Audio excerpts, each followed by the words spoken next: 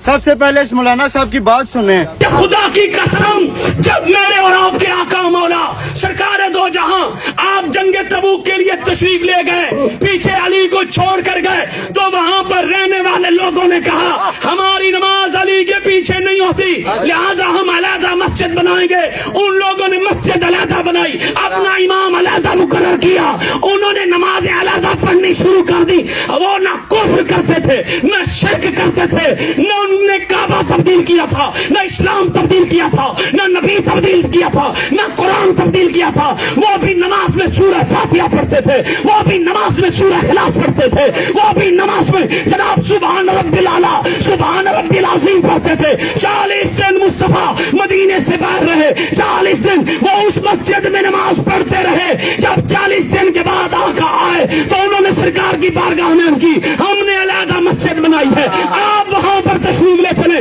2 رکعت پڑھ دیں تاکہ لوگوں کے لیے حجت ہو جائے. اللہ نے فرمایا مصطفیٰ جاؤ اس کو آگ لگا دے، وہ تیرا گھر نہیں ہو سکتا جس گھر سے علی کی دشمنی کی بدبو آئے. میں رب اس کو اپنا گھر نہیں کہہ سکتا. اللہ کا گھر وہ گھر ہے جس گھر سے علی کی محبت کی خوشبو ہے.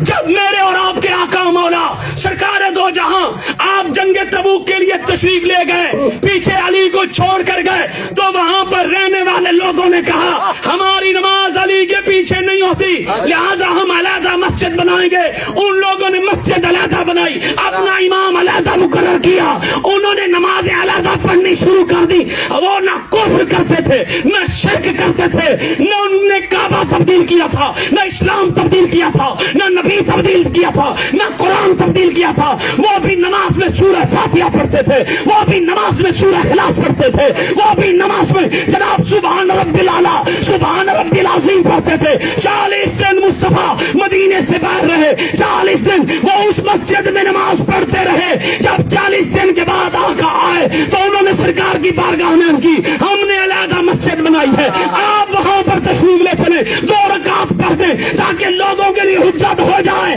اللہ نے فرمایا مصطفیٰ جاؤ اس کو آگ لگا دے، وہ تیرا گھر نہیں ہو سکتا جس گھر سے علی کی دشمنی کی بدبو آئے. میں رب اس کو اپنا گھر نہیں کہہ سکتا.